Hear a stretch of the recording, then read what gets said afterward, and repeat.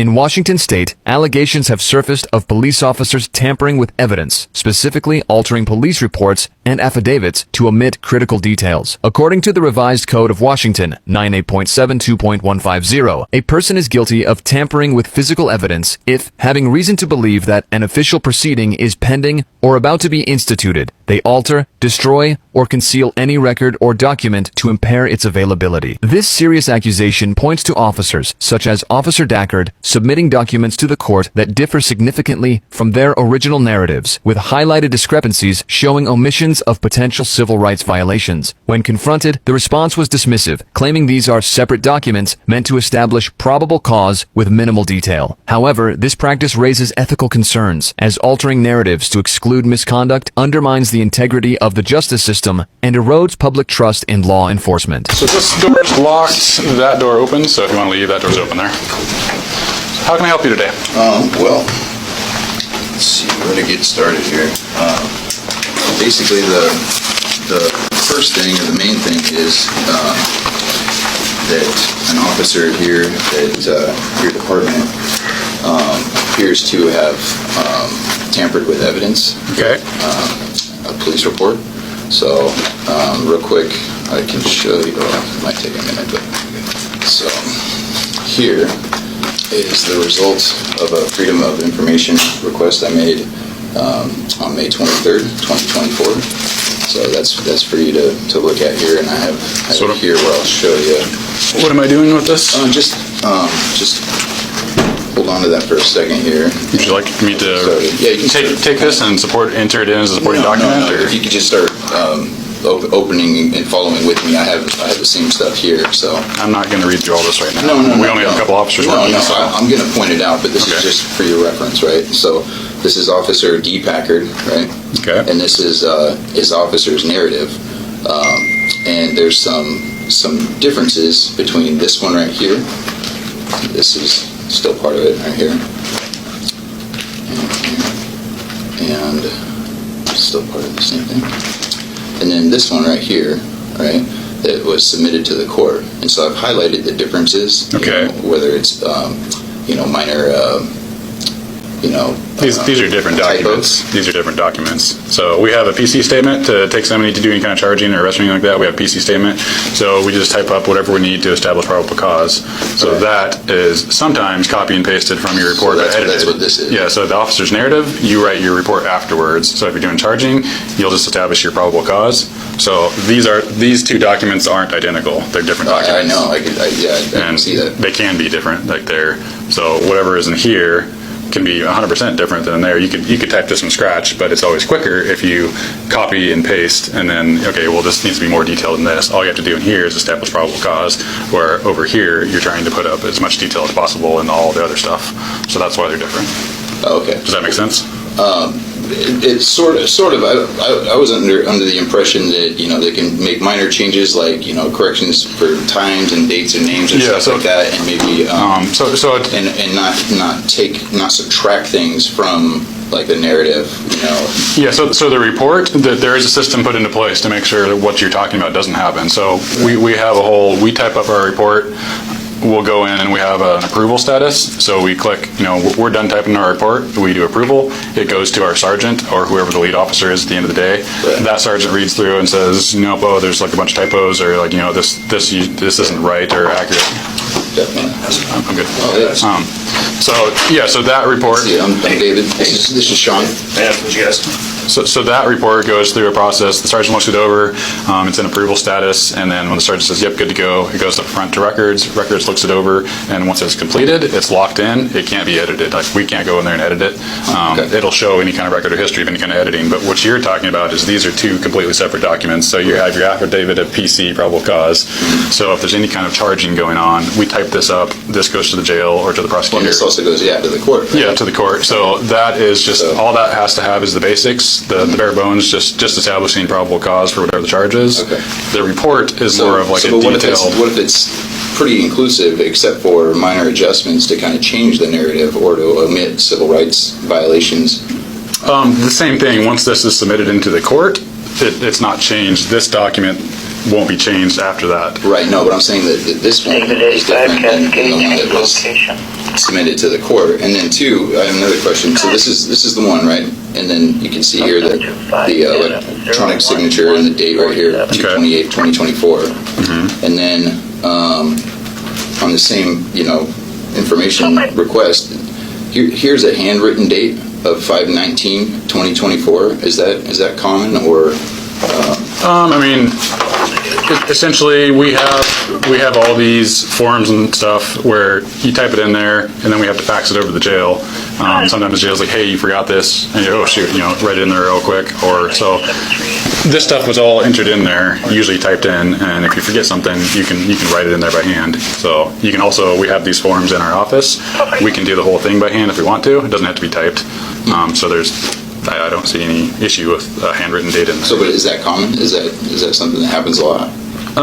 My guess would be if we got to put the date on there, and then that way the jail probably said, "Hey, we need the date on there," or something like that. The jail. So was that faxed over? I'm not familiar, so I don't know. If this wasn't a jailable thing or anything like that.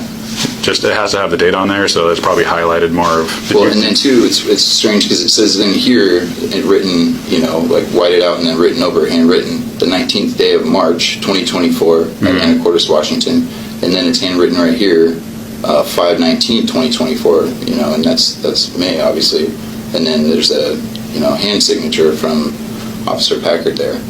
So, and the fact that... And these are all your documents too, so... Well, no, this is yours. I mean, this came from you guys, right? You're showing me, so... The fact that all this highlighted stuff is different or subtracted and omits, right here, this is a big part. Sergeant Clifford made numerous attempts to contact David at the door to the residence. Although David was seen at the window to the residence and being summoned to the door, he ignored all efforts and did not respond. During one attempt at the door, David responded to the request to come out and talk with officers with something to the effect of, "You're not here to hand out candy bars and high fives, dude." What is your question, sir?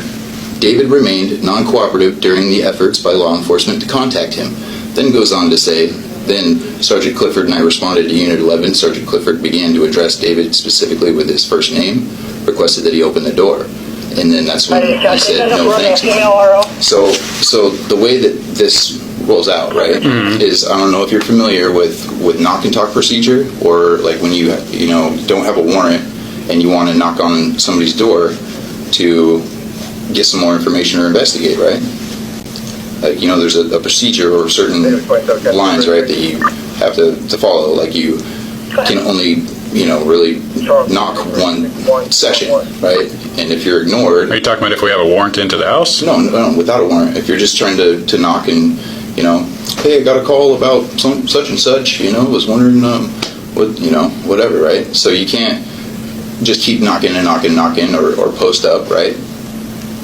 No, we can...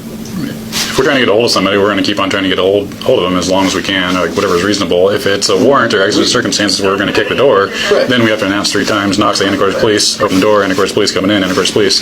After that, then there's protocol for that. But as far as trying to get with your own policies, right? Like in your policy manual, right?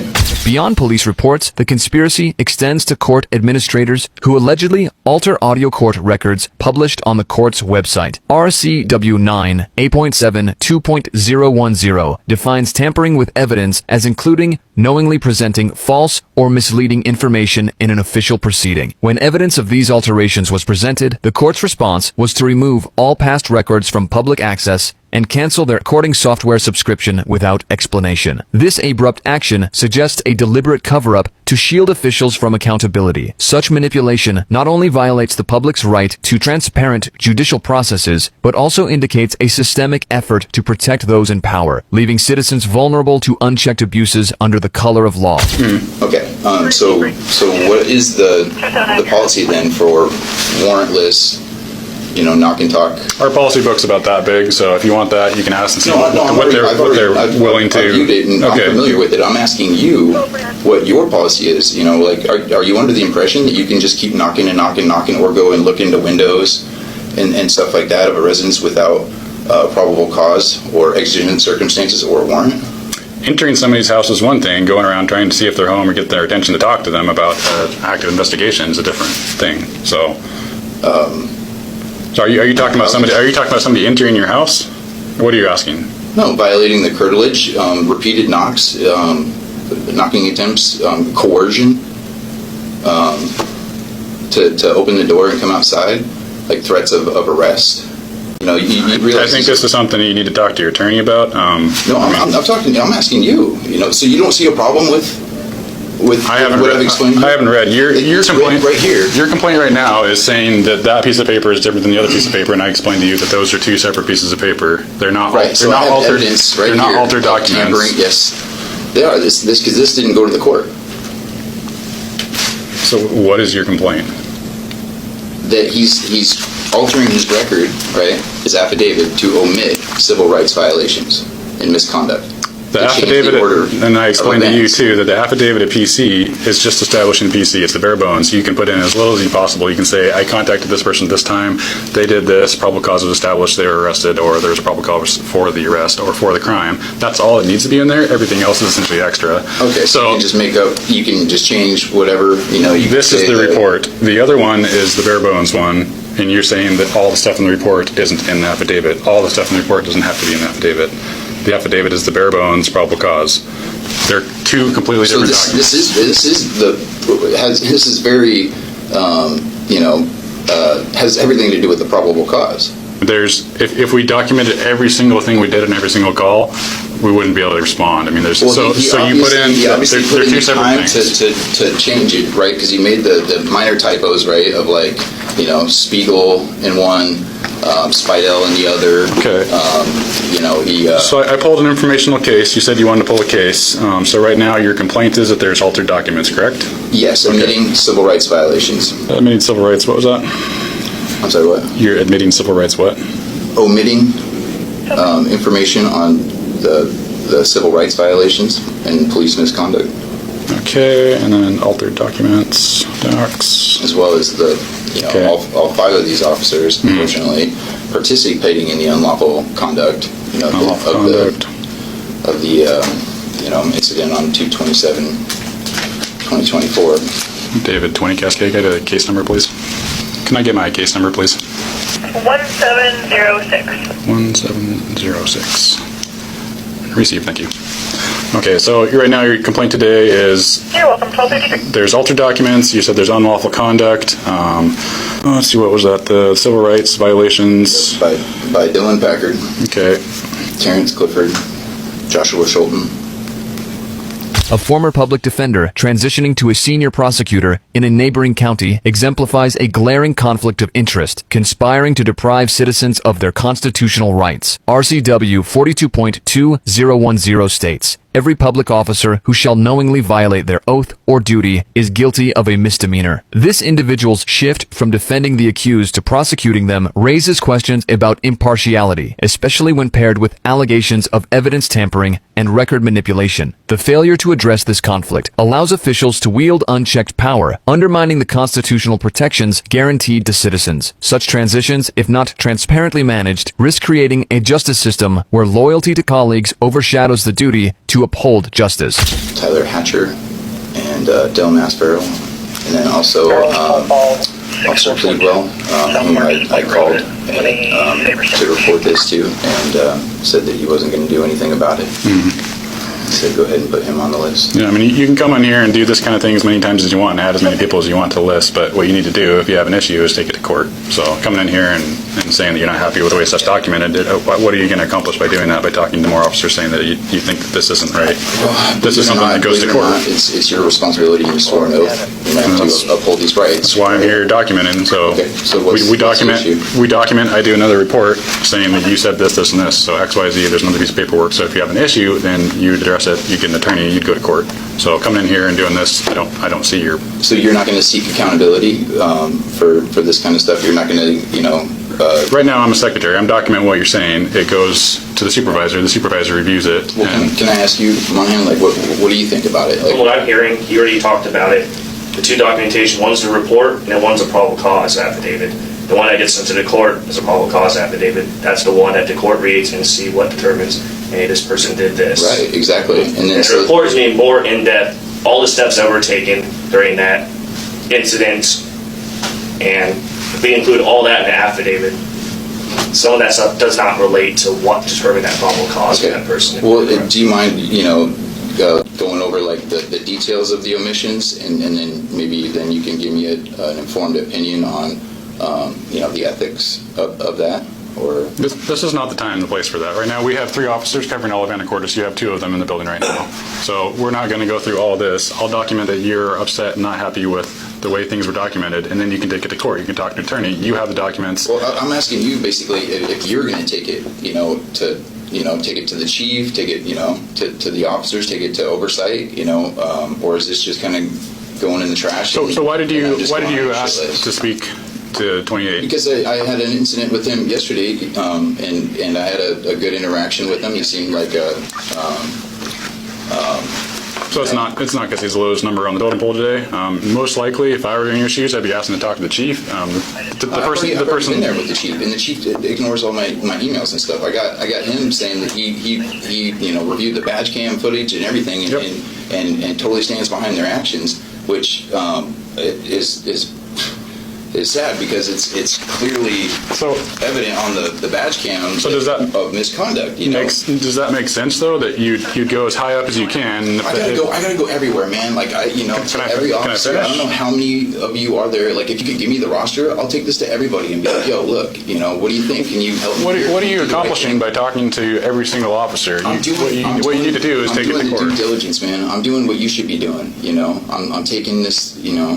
My job is not to review every other officer in the building's report, and I get so it, man. And you do that in a tough position. You do that in court. These are your bros, and I get it and stuff. But it's this kind of shit can't continue, and. I recommend you consult with your attorney. On to my second thing. I'm not going to sit here and go through all of that right now. So I'm going to give you your card and your case number, and you can talk to the chief or somebody else. But I'm not going to go through all that. Now, the evidence I have of tampering with court records. You can talk to somebody above me. I'm not going to go through this. We only have 3 officers. I'm not going to go through this.